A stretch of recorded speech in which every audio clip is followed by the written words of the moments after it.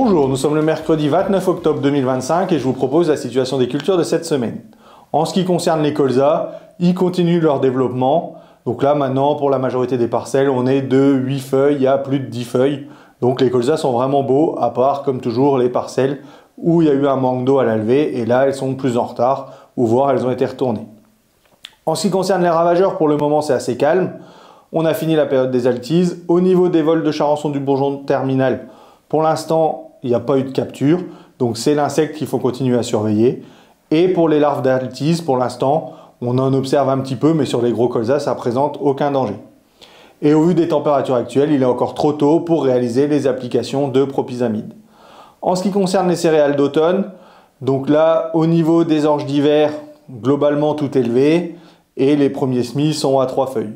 Pour les blés, les semoirs ont maintenant rattrapé les arracheuses, donc là, ce qui reste à semer, c'est ce qui n'est pas encore récolté, que ce soit en betterave, en pommes de terre ou en maïs. Donc là, au niveau des variétés à semer, on est sur les créneaux optimum pour semer des prestances, thermidor ou encore cactus. En ce qui concerne les semis, donc là, du début octobre, là, on est plutôt à 3 feuilles, et les semis du 15 octobre, on est à 1 feuille.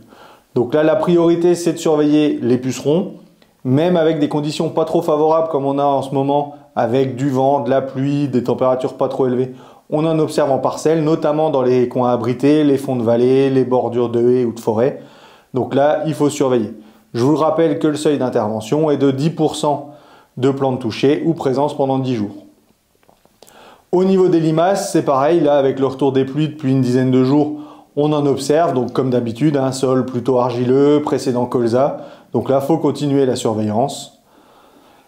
Ensuite, au niveau des herbages, même si là c'est compliqué, notamment dans les parcelles sales, là, à partir d'une feuille bien étalée, il faut réaliser le deuxième désherbage ou le premier s'il n'y a pas eu de post-semis prélevé. Donc là, dès que les conditions vont se calmer, il faudra intervenir dans tous les semis avant le 15 octobre.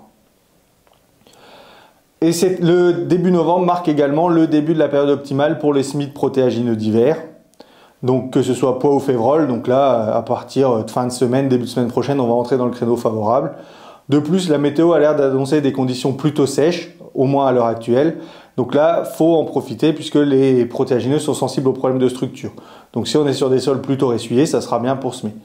Donc je vous rappelle que pour les pois d'hiver, on va semer à 80 grains en limon, 90 grains en sol caillouteux et 115 grains en sol de craie. Au niveau des variétés, foudre et furtif sont des valeurs sûres et ruc est une nouveauté à essayer. En ce qui concerne les févroles d'hiver, donc là on va quand même privilégier ça dans les sols profonds puisque dans les sols légers, avec le risque de stress hydrique, on va pénaliser le potentiel. Donc là on va semer à 45 grammes mètre carré et donc là on a comme valeur sûre Axel ou Nairobi.